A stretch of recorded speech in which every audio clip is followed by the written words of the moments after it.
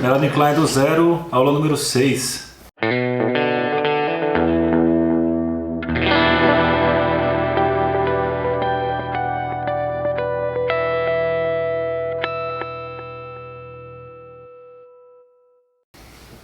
Bom pessoal, estamos aqui em mais uma aula do nosso curso Melanie Klein do Zero, essa aula número 6.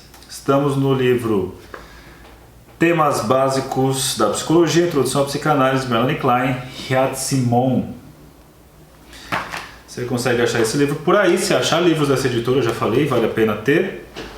Se não encontrar, que às vezes está esgotado, você pode ir lá no meu canal do Telegram, Saulo Durso Ferreira Psi. Você vai em arquivos, vai ter lá PDF, se você vai encontrar esse livro. Hoje então vou falar aqui do capítulo 3. Vou começar a falar do capítulo 3, aí tem algumas partes. E para não fazer uma aula muito longa, eu vou dividir esse capítulo. O capítulo chama Psicanálise da Criança. É um texto de 32, que é um livro da Klein, sobre a técnica. Na página 34, e ele vai falar um pouco sobre os fundamentos da análise de criança. Então ele começa falando da análise de criança, do Riad-Simon, e depois ele faz a ideia geral da análise de criança, e depois ele coloca a técnica mais específica, né, para a criança pequena, depois a técnica mais específica, né, para a criança durante o período de latência, e por fim a técnica para a época da puberdade. Então, para não ficar um livro muito longo, eu vou dividir, vou trabalhar aqui o fundamento geral psicológico da análise de crianças e a técnica de análise de criança pequena. Então, entrando aqui, ele vai colocar que considera esse livro da Klein, Psicanálise da Criança, a obra fundamental de Melanie Klein. Por quê? Porque é uma variedade que permite abarcar uma ampla gama de situações clínicas, por sua extensão, sintetizando o já apresentado, ampliando, com novas contribuições teóricas, enfim, é a Klein pegando tudo que ela veio desenvolvendo até então, o seu gênio, e ela mostra o trabalho prático. Isso é muito legal, né? Você consegue enxergar ali. Talvez seja uma das autoras aí da psicanálise que você consegue encontrar detalhes do atendimento que são muito ricos para ajudar. A gente aprende muito, obviamente, com a teoria, com as especulações, mas também a descrição de caso ajuda demais. E Klein faz isso muito bem. Então aqui, por isso que ele considera tal coisa, e tem assim no final desse começo aqui do capítulo 3, diz: Klein decompôs a obra Psicanálise da Criança em duas partes. A primeira, que contém propriamente a técnica da análise de crianças. Já estava concluída desde as conferências que foram convidadas em Londres, em 25, aquela conferência lá em que ela abalou a sociedade de Londres com as suas ideias, no bom sentido, deixou outras pessoas preocupadas e alguns torceram o nariz, porque quem é essa fulana aí, que nem médica é? E que inclusive questiona conceitos já estabelecidos por Freud. Quem é essa fulana? Enfim. A segunda parte, que chamou de as primeiras situações ansiogênicas e sua repercussão sobre o desenvolvimento da criança, foi baseada em seus trabalhos de 27 e levou diversos anos para essas ideias enriquecidas com maior experiência no trabalho com adultos. Então, um trabalho aí que consegue pegar tanto a Klein fervendo ali com a sua criatividade e muito preocupada com a sua transmissão. Ela é muito cuidadosa nesse texto. Aliás, ela sempre é muito cuidadosa com os seus textos, mas é uma Klein assim, maravilhada, e você sente isso no texto. E por isso, né, e ele pega dois momentos, né, o de 25 e depois, um pouco depois, e depois quando sai o texto, obviamente, que tem uma maior maturidade ainda, mas ainda muito fervendo ali de empolgação. Dizendo aqui os fundamentos psicológicos da análise de crianças, recapitulando brevemente as objeções a propósito da análise de crianças. Lembram, né, que até então pensava-se que era impossível fazer análise de crianças, ou tentava fazer uma coisa semelhante à de adultos, que não funcionava muito bem, colocar a criança num divã, livre associar, ou colocava ali no modelo psicoeducacional, que é mais para onde foi a Ana Freud, inclusive aí um dos pontos de conflito entre as duas e de seus partidários. Mas voltando para cá, algumas das objeções. O primeiro, o contato com a realidade é frágil, né? Na verdade tem a ver muito com uma projeção nossa de supor a fragilidade de uma criança nesse sentido de conseguir passar por uma experiência psicológica como se não fosse possível. Aquela coisa às vezes que os pais fazem, pais educadores adultos, não fala para a criança que ela não vai entender, os pais estão se separando, não fala que está se separando, fala que vai viajar, tipo umas coisas bem... Por que não falar a verdade? As crianças, que é a recomendação da Françoise Doutor, uma outra psicanalista muito interessante, que quem sabe aí no futuro eu não faça alguns vídeos com as ideias dela e com casos que ela apresentou. Que, como eu disse, através de casos a gente aprende demais. Mas antes dos casos precisa também ter um pouco dos fundamentos, né, teóricos. Seguindo aqui, a criança não tem aparente razão para submeter-se à análise, por não se sentir doente. Então é outra ideia, né? Que uma pessoa, para fazer análise, tem que se sentir, entre aspas, doente e que busca na análise uma cura sobre isso. Se a criança não sente isso, não poderia funcionar a análise para ela. Outro ponto. E aí, o terceiro ponto, além disso, tem poucos recursos para associação verbal. E aí algumas coisas que não, né, a Clara vai mostrar que não é bem por aí, principalmente nesse terceiro ponto. Não tem recurso para associação verbal, ela mostra sim que através do brincar é possível ter acesso aí ao material dos conflitos inconscientes.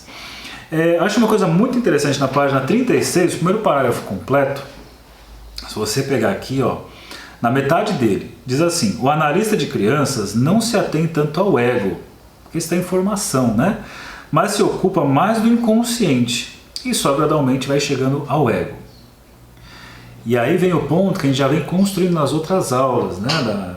Da criança que introjeta ali os objetos, esses objetos persecutórios, que vão figurar como um superego arcaico, um superego precoce, o édipo precoce, e o quanto o analista tem condições de intervir nisso. Se você lembrar da última aula que eu falei do Dick, o quanto o Dick era muito inibido, porque é uma criança que muito cedo, talvez, né, inicialmente muito precoce, essa precocidade levou a ter uma capacidade de preocupação com o outro, de proteção desse outro, e que ao invés de enfrentar certos conteúdos hostis, acabou se submetendo a eles, ficando no estado de inibição total. E o quanto a análise pode entrar nisso. Então, voltando para esse ponto, nos preocupar tanto com o ego, mas com o inconsciente, e só gradualmente vai chegando ao ego, preocupando-se em descobrir e mostrar a pressão exercida pelo superego, lembrando, superego precoce, que na criança é mais esmagadora que no adulto, contribui ao fortalecimento do seu ego ainda fraco e promove seu desenvolvimento. Então, esse é o ponto, acho que é importante de se colocar, onde efetivamente vai trabalhar, né, o analista, pensando aqui, analista de crianças inicialmente, nesse lugar aí de poder não tanto em cima sobre o ego, mas sim sobre inconsciente, principalmente as pressões superegóicas que a Klein demonstrava ali, que eram muito mais agressivas e violentas na criança do que no adulto. E vai dizer mais embaixo, né, sobre as motivações com relação a por que a criança brincaria, o que, né, a questão da doença, do sofrimento já temos, a pressão superegóica e desses elementos inconscientes. E por que a criança se interessaria pelo brincar? E vai trazer que o brincar é uma forma de repertoriar, uma coisa que estaria impossível de ser dita. E que esse repertório passa, lembrando das outras aulas, por fantasias masturbatórias principalmente. E aí tem um trechinho aqui que eu gostaria de trazer para vocês, que está no texto, página 36, no final, que ela traz o caso de uma criança, a Ruth, de 4 anos e 3 meses, que diz assim: fora insuficiente amamentada porque a mãe tinha pouco leite.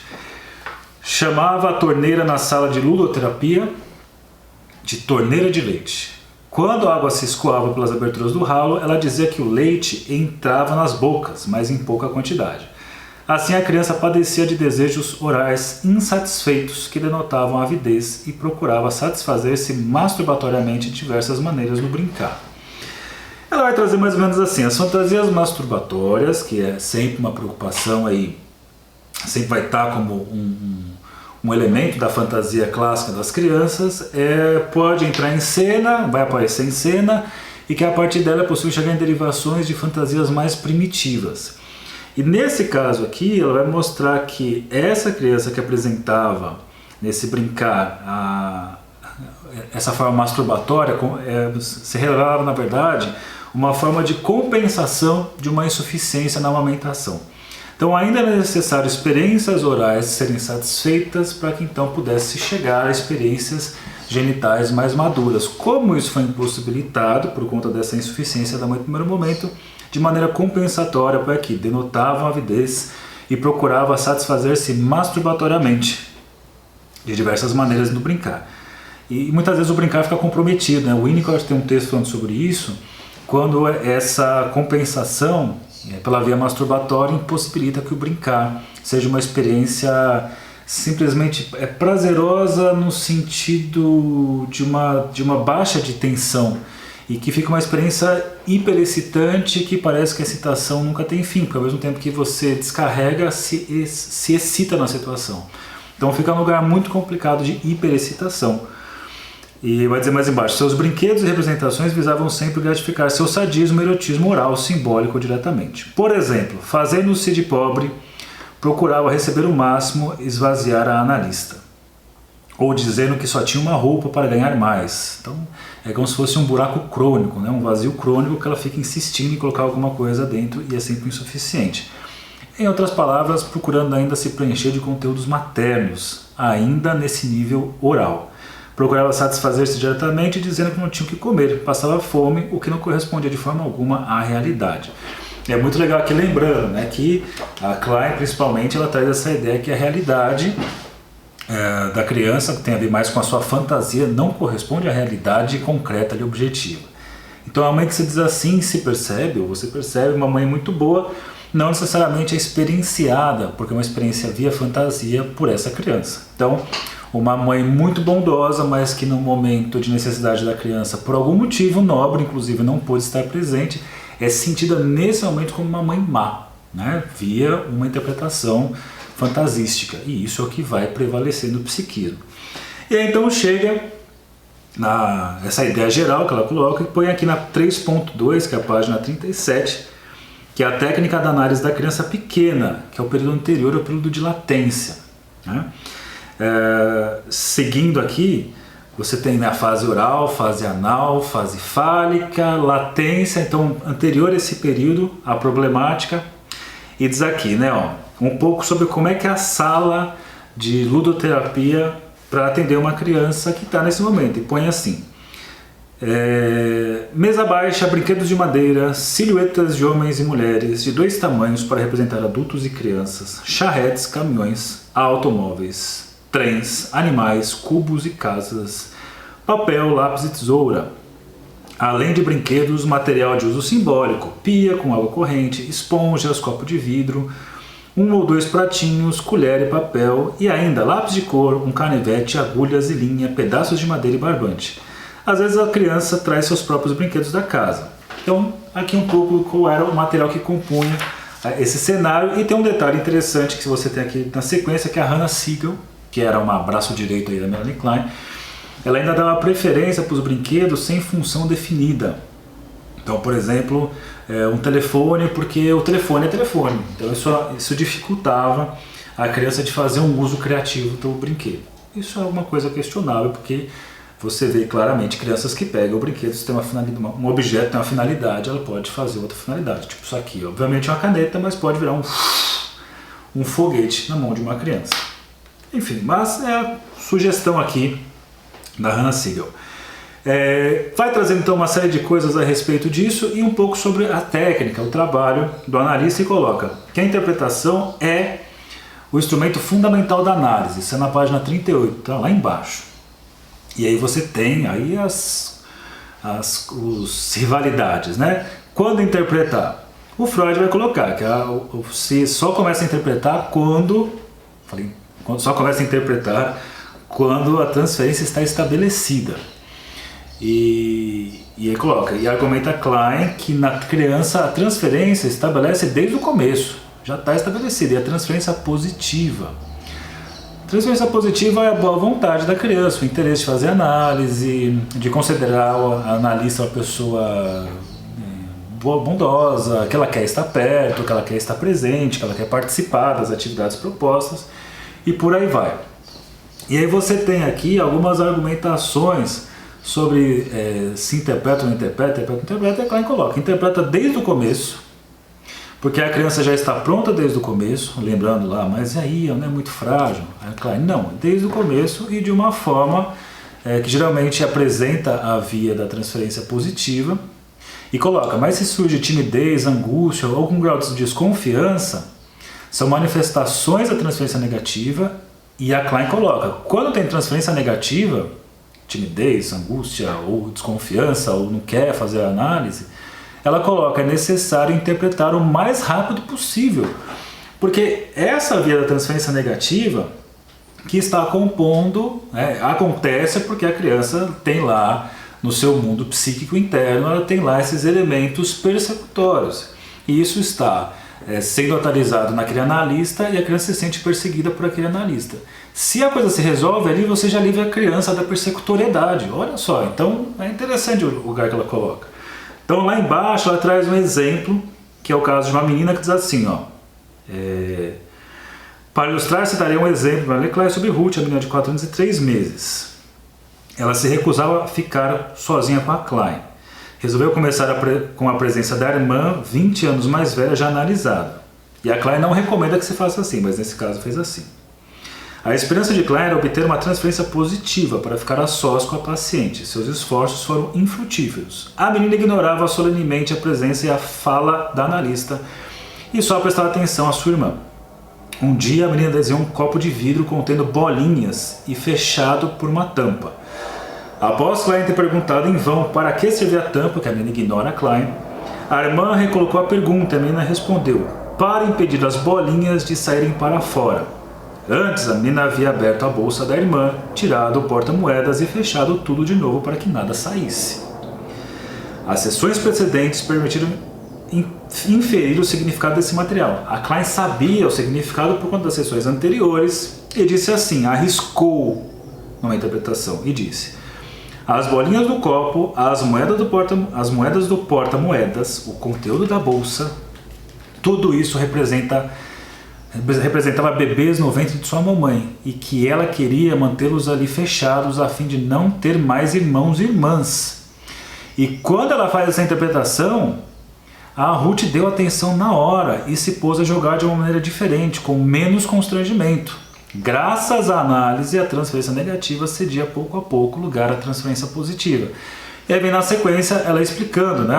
A história pregressa, a Ruth apresentara reações de pavor noturno aos 2 anos de idade quando sua mãe engravidara, porque ela vai perder o lugar dela de amor dentro da sua fantasia, a mãe, porque agora vai nascer uma irmã. Seu desejo era roubar o bebê e matar a mãe. Por culpa ficou fixada a mãe, que se tornou a mãe boa. A irmã mais velha ficou sendo a substituta dessa boa mãe, enquanto Klein ficou sendo, na transferência negativa, a representante da imago da mãe malvada que queria se vingar da filha ladra assassina. Sensacional, né? A leitura que ela faz. Claro, você precisa contextualizar, isso tem uma série de coisas por trás do conhecimento analítico. Tem ali uma pessoa desbravando essa clínica, que é a Melanie Klein, e tanto é que essa clínica tem eficácia e validade até os dias de hoje, por mais que tenha aí críticas também, mas é um tipo de pensamento clínico extremamente útil mesmo nos dias atuais. Nós ficamos por aqui e na próxima aula a gente continua falando desse capítulo e pensando na técnica para outros períodos da criança. Até lá!